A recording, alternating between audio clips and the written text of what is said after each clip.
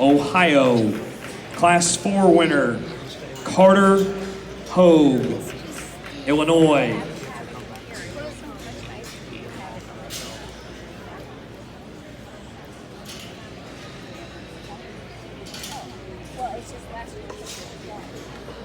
And out of your just completed Class 5, Melanie Geyer, Illinois.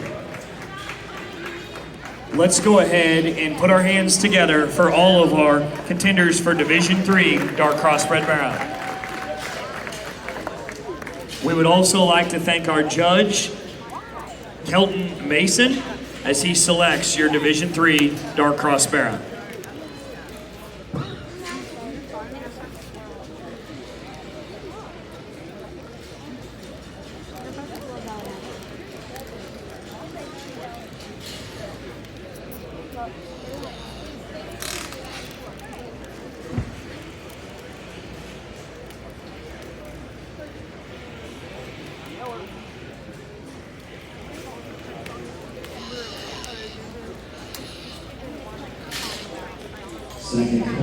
Second call, Division 4, Class 6. Second call, Division 4, Class 6.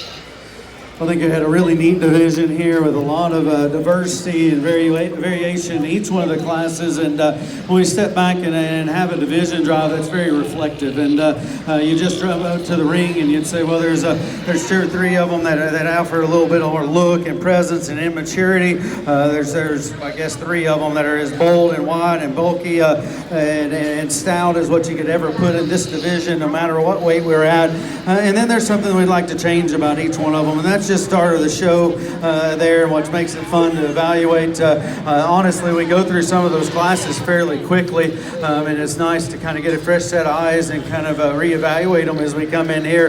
And what's fun to visit with Camlin about them. And I told somebody else, I guess, as we were coming in here, that it's neat having her in, like we talked about, but there's nobody on the planet more critical than she is. And so she's broken them down really good. But I think we also need to recognize how good these are. We're right here in the mid portion of June there with a set of lower 200s that offer as much quality, and more so than anything, they're presented extremely well. Let's put our hands together for each one of these class winners and fun lightweight division there. Again, lots of different ways that you could go. Ultimately, we're going to end up with a champion in reserve that aren't going to look exactly the same, and that's perfectly fine with me. I didn't come here to just cookie cutter them out and go. Just kind of choose the ones that I thought offered the most good and still offered those extremities to be named a champion or the top portion of those classes and division. And I guess there's one that I continue to come back there that is so wide and so bulky and so dense and still appropriate in terms of the angle to his shoulder. He's appropriate in terms of the bend to his hog. He reads as a stout featured one there, but I still think he's clean enough about his joints and he's good about his foot placement and absolutely unparalleled in terms of rib shape, body shape, and cage that he offers. We're going to use the winner of the last class to be our champion of this division. Congratulations, Eric. Your champion division.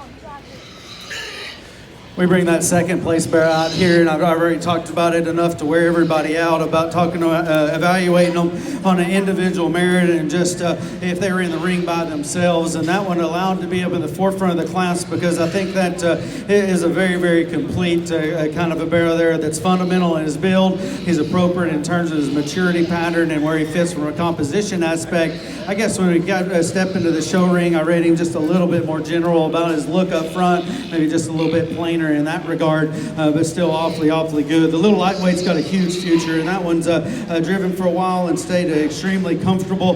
He's the most immature up front, which he should be at that particular weight. Today, I don't think he's got quite as much spread up top. We've got a pair there, the young ladies in the center of the ring drive that resemble each other from just a width and mass perspective. After that recently named champion, you'd say, well, those fall right in line with that one in terms of rib shape and bulk and mass and width. One of them I'd like to peel back in terms of condition standpoint. One of them starting to get a nickel tighter. And so that leaves us with a young man there in the tilt shirt with a barrow that I really like. His head and neck set, I think he's awesome from a maturity perspective and keeping the appropriate frame size, keeping the appropriate muscle texture, and still being so square in his build. And the reason that he won that class and even pushed our champion is I think he's the very best in terms of his foot design. He's the very best in terms of his toe placement from behind. He's still the square pin kind of a barrow there. He's not as stout and powerful when you get in behind him. I'd like to strengthen him in his front foot there as well, but an awfully good one. Like I said, our champion reserves aren't going to look the same, but the second best one is this young man's right here. Let's put our hands together for him. And your reserve division